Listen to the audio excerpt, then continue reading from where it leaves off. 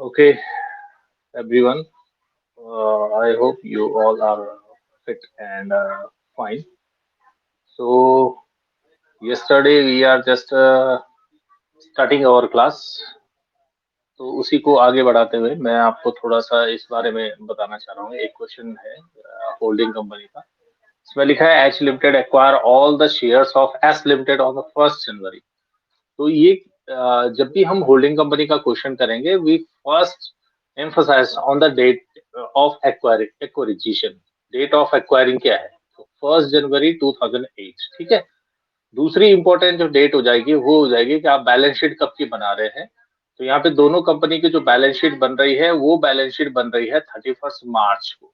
ठीक है। तो ये दो चीजें आपके लिए इंपॉर्टेंट है जाननी कि इनके बारे में जानना ज्यादा जरूरी है। इसी के बेसिस पे हम आगे की जो क्वेश्चन है उसकी कार्रवाई स्टार्ट कर सकते हैं। तो अब यहाँ पे देखो आपको एक दोनों कंपनी के बैलेंस शीट दे रखी है। शेयर कैपिटल आपको एच लिमिटेड की 50,000 है, एस लिमिटेड की 30,000 है। जनरल रिजर्व दे रखा है 1/4/2007 का। ठीक है। प्रॉफिट दे रखा है दोनों कंपनी का, क्रेडिटर्स दे रखे हैं। आप असेट साइड में आएंगे तो सन्ड्री एसेट्स दे रखी है 65,000 एंड 75,000 की। और shares in S limited at cost दे रखे हैं आपको 50,000 रुपीज की। तो यहाँ पे एक चीज और आपको ध्यान रखना है। देखो ये शेयर दे रखे हैं शेयर कैपिटल एस लिमिटेड की 30,000 की। और जबकि कंपनी ने उस कंपनी के सारे शेयर्स खरीदने के लिए 50,000 रुपए दी, यानी कि शेयर कैपिटल से ज्यादा दिए। नीचे आपको इन्फॉर्मेशन दे रखी है the profit on loss account of S limited has a credit balance of 3,000 on 1/4/2007। जब उन्होंने कंपनी को जब मतलब कंपनी का जो साल था, जिस साल कंपनी को जो है ओपनिंग बैलेंस है वो ओपनिंग 1/4/2007 को जो ओपनिंग बैलेंस है वो 3,000 रुपए था। The profit of S limited evenly through out the year, और उसी रेट से जो है प्रॉफिट उसने पूरे साल भर कमाया है। Now the prepare a consolidated balance sheet. आपको क्या करना है? कंसोलिडेटेड बैलेंस शीट बना के देनी है। तो कंसोलिडेटेड बैलेंस शीट बनाने से पहले आपको फिर अब हम सबसे पहले जैसे मैंने आपको पहले बताया था कि हमें जो डिस्कस करना है वो डिस्कस इस बात में करना है कि जो डेट ऑफ एक्विजिशन है वो क्या है। वो आपका इंपॉर्टेंट हो जाता है। तो जो डेट ऑफ परचेज है देखो वो है 1 जनवरी 2008, 2008 में उसने परचेज करा। ठीक। तो 1 जनवरी 2008 को परचेज हुआ। ठीक। तो 1 जनवरी 2008 को परचेज हुआ है और परचेज है 1 जनवरी 2008। कंपनी के जो बैलेंस क्लोजिंग करती है, बैलेंस शीट जो बनाती है, बैलेंस शीट बनाती है 31 मार्च को। ठीक है। 31 मार्च को अपने खाते क्लोज करती है और 1/4/2007 को जो है क्लोजिंग ओपनिंग हो जाएगा, है ना। तो अगर हम बात करेंगे 2007-2008 की, तो 2007 यानी कि ये जो 2007 होगा ये 2007 स्टार्ट होगा आपको 1/4/2007 से। ठीक है। और ये चलेगा 31 मार्च 2008 तक, है ना। लेकिन क्या है कि कंपनी ने 1/4/2007 से लेके और इसको एक्वायर करा 1 जनवरी 2008। तो 1 जनवरी 2008, तो 1/4/2007 से लेके 1 जनवरी 2008, यानी कि ये जो हो गए जब तक इसको इसने एक्वायर किया ये टाइम हो गया 9 मंथ, है ना। ये हो गया 9 मंथ। और जो दूसरा टाइम है वो 1 जनवरी 2008 से लेके जिस दिन आप अकाउंट्स बना रहे हैं 31 मार्च 2008। तो ये जो ड्यूरेशन हो गया ये हो गया 3 मंथ। तो जब भी आप इसका ये जो 9 मंथ है ये 9 मंथ कहलाएंगे आपके प्री एक्विजिशन पीरियड। इसको हम बोलेंगे प्री एक्विजिशन पीरियड। और जो ये 3 मंथ है ये 3 मंथ आपके कहेंगे पोस्ट एक्विजिशन पीरियड। ठीक है। तो आप इस पूरे 12 मंथ को जो है कुछ भागों में डिवाइड कर देंगे। इस पूरे 12 मंथ को आप कुछ पार्ट में डिवाइड कर देंगे 9:3 में। ठीक है। तो यहाँ पे जो रेशियो बन के आएगा वो 9:3 आएगा। यानी कि जो प्री का रेशियो होगा वो 9/12 हो जाएगा और जो पोस्ट का रेशियो है वो 3/12 हो जाएगा। यानी कि अब इस कंपनी के जो भी आपका प्रॉफिट है, लॉस है, गुडविल है, जो भी है वट एवर यू हैव, आप उसको इन दो हिस्सों में डिवाइड करेंगे कि एक्वायर करने से पहले और एक्वायर करने के बाद। ठीक है। इन दो हिस्सों में हम उसको डिवाइड करेंगे। तो ये हमने यहाँ पे एक रेशियोज बना के दे दिया। अब हम आगे बात करेंगे अपने क्वेश्चन में कि जो हमें इंफॉर्मेशन दे रखी थी उसके अकॉर्डिंगली हमें ये निकालना है कि हमें कैपिटल रिजर्व हुआ या हमें लॉस हुआ। ठीक, तो कंपनी ने क्या करा कि कंपनी ने जो प्रोडक्ट परचेज करा वो प्रोडक्ट सॉरी जिस दिन एक्वायर हुआ वो जो पैसा दिया वो दिया 50,000 रुपीज। ये बैलेंस शीट में आपको दिखा रहेगा 50,000 रुपीज। ठीक है, कॉस्ट ऑफ कैपिटल हो गया। ठीक, उसके बाद हम यहाँ बाकी चीजों का कैलकुलेशन करेंगे। तो उसमें से हम क्या माइनस करेंगे, मतलब उन्होंने 50,000 रुपए दिए, वो 50,000 रुपए उन्होंने किस किस के दिए, देखो 30,000 रुपए तो दिए किसके, cost of acquiring the S limited share, जो आपको लेफ्ट हैंड साइड में बैलेंस शीट में दिखा रखा है एच लिमिटेड में कि एस लिमिटेड को जो सॉरी जो आपको लाइबिलिटी साइड में दिखा रखा है 30,000 रुपए, है ना। उन्होंने 50,000 रुपए इन्वेस्ट करे, ये आपको एसेट साइड में दिखा रखा है।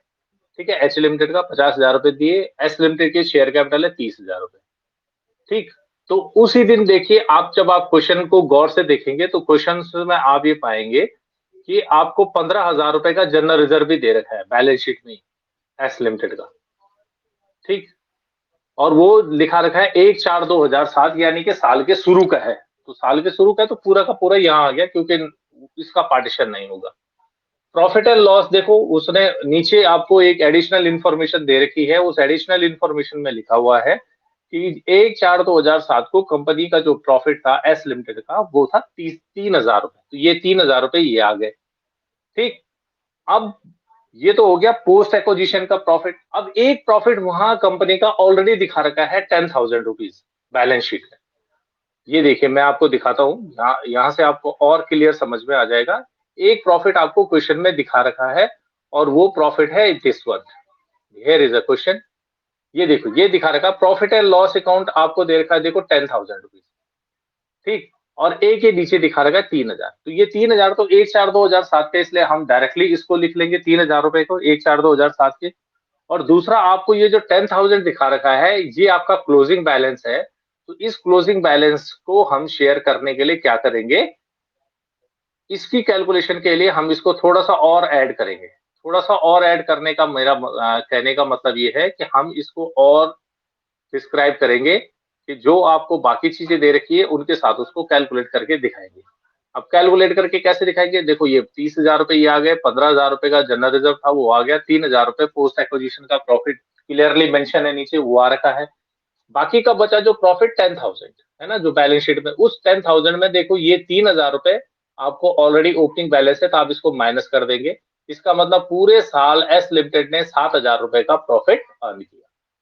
ठीक, अब पूरे साल जो 7,000 रुपए का प्रॉफिट अर्न करा उस प्रॉफिट को हम डिवाइड करेंगे पोस्ट एक्विजिशन और प्री एक्विजिशन, यानी कि जब कोई कंपनी किसी भी कंपनी को परचेज करती है तो जिस दिन वो परचेज करती है, जो मैंने आपको पहले भी बताया, उस दिन हम ये देखते हैं कि कंपनी के पास कितना पैसा पड़ा हुआ है, कितनी उसकी एसेट्स है, कितनी उसकी लायबिलिटीज है, प्रॉफिट क्या है, रिजर्व क्या है, ये सारी चीजें हम वहां से परचेज करते हैं। तो ये सारी चीजें जब हम वहां से परचेज करते हैं तो हमें यहाँ पे भी ये ध्यान देना होगा कि हमारा उस जब हमने उस कंपनी को खरीदा तो उससे पहले 3,000 रुपए का पूरा पूरा प्रॉफिट था वो हमने यहाँ ले लिया। ठीक, दूसरा इस साल आपको 10,000 रुपए प्रॉफिट और दिखा रखा, तो 10 में ये 3 माइनस कर देंगे। इसका मतलब करंट ईयर का जो प्रॉफिट है वो 7,000 रुपए है।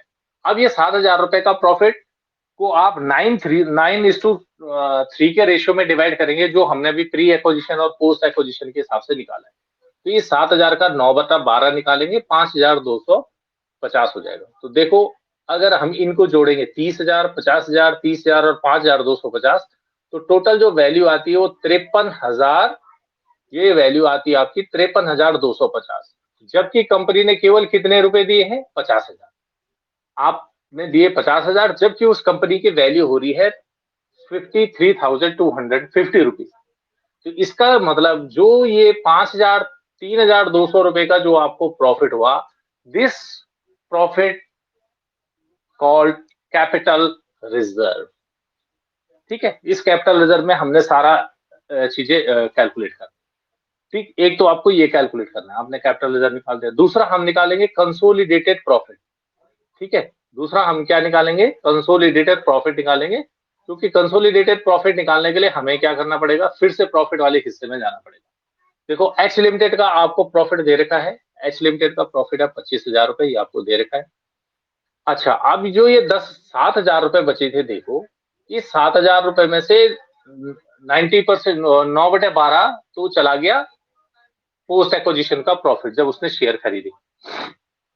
क्योंकि सारे शेयर खरीद ले, इसलिए हम इस पूरे 7,000 को डिवाइड कर देंगे। देखो 3,000 रुपए पुराने तो आ गए थे, 10,000 जो 7,000 बचे, इस 7,000 में 5,200 रुपए तो आ गए आपके पोस्ट एक्विजिशन में। ठीक है, एक्विजिशन से पहले के हिस्से में।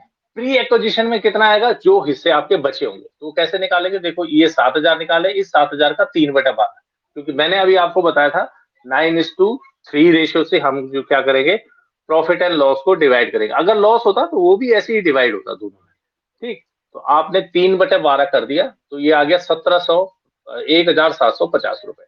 तो 25,000 रुपए का पुराना प्रॉफिट है, 1,250 का नया post pre sorry after acquisition का प्रॉफिट है। ठीक है, तो टोटल जो प्रॉफिट होगा कंसोलिडेटेड, वो होगा 26,750। अब देखो 26,750 का जो प्रॉफिट है, ये दो कैलकुलेशन आपको यहाँ पे करनी पड़ेगी। अब इन दो कैलकुलेशन करने के बाद हम बनाएंगे अपनी बैलेंस शीट। ठीक है, अब बनेगी कंसोलिडेटेड बैलेंस। देखो आपने शेयर कैपिटल लिखा ही 50,000 रुपए, किसकी जाएगी, एच लिमिटेड की जाएगी, क्योंकि he is holding one. General reserve में देखो एच लिमिटेड का 20,000, क्योंकि एस लिमिटेड का तो आपने कैपिटल रिजर्व में डाल दिया। ये देखो कैपिटल रिजर्व, देखो हमने अभी कैलकुलेशन करा 3,250। ठीक है, 53,250 में से 50,000 रुपए आपने केवल कॉस्ट दी, तो यहाँ आ गया। प्रॉफिट एंड लॉस, अभी प्रॉफिट में हमने जोड़ा 1,750 रुपए, 1,750, 25,000 में जोड़े, तो ये हो गया प्रॉफिट एंड, जिसको हम ये है, इसको हम कंसोलिडेटेड प्रॉफिट एंड लॉस भी बोल सकते हैं। 26,000 क्रेडिटर्स, मैंने आपको कल बताया था कि दोनों कंपनियों के जुड़ जाएंगे 35,000, और इधर दोनों कंपनियों के एसेट्स जुड़ जाएंगे। ठीक, तो अगर ये दोनों साइड का टोटल बराबर आता है, इसका मतलब आपका क्वेश्चन बिल्कुल सही कैलकुलेट किया है आपने। ठीक है, तो इस तरह से हम क्या करेंगे, अपनी होल्डिंग कंपनी के क्वेश्चंस को सॉल्व करेंगे। जब भी हमें ये क्वेश्चन करने को मिलेगा, हमें उसमें से ये हर चीज निकालनी है। सबसे पहले हमें ये देखना है टाइम, कि कौन सा टाइम है। ठीक है, कब आपने कंपनी को एक्वायर किया है और कब वो कंपनी अपने खाते बंद कर दी है। उससे आपको दो चीज मिलेंगी, एक पोस्ट एक्विजिशन और दूसरा प्री एक्विजिशन। ठीक है, जिस दिन आपने खरीदा उससे पहले और उसके बाद का। दूसरा आपको क्या ध्यान देना है कि जो कंपनी का प्रॉफिट है, जिस कंपनी को हमने होल्ड किया उसका प्रॉफिट, यानी उसका पोस्ट का प्रॉफिट क्या है और प्री का प्रॉफिट क्या है। जब हमने उसको एक्वायर किया उसके बाद उसने कितना प्रॉफिट कमाया, और जब हमने उसको एक्वायर नहीं किया था उस टाइम पे उसका कितना प्रॉफिट था। तो वो दोनों उस प्रॉफिट, इस पूरे प्रॉफिट को हम डिवाइड करेंगे दो पार्ट में। ठीक है, जब हमें टाइम फ्रेम दिया हो, और जब आप 100% शेयर एक्वायर कर रहे होंगे कि हमने उसके पूरे शेयर एक्वायर कर लिए और इस टाइम पे करें।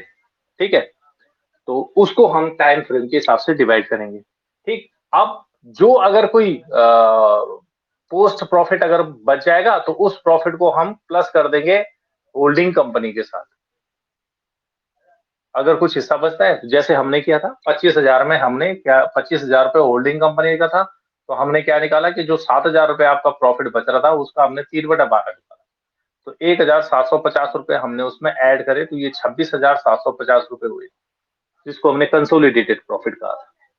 क्यों, क्योंकि इस 7,000 रुपए में से हमने, वैसे तो टोटल प्रॉफिट 10,000 रुपए का दिखा रहा था, लेकिन आपको क्या दिया था, वहां बैलेंस शीट पे दिया था कि जी 1/4 को ओपनिंग बैलेंस 3,000 का था। तो ये 3,000 तो प्री का है, सीधे सीधे यहां चला गया। अब इस साल का प्रॉफिट बच गया 7,000, है ना।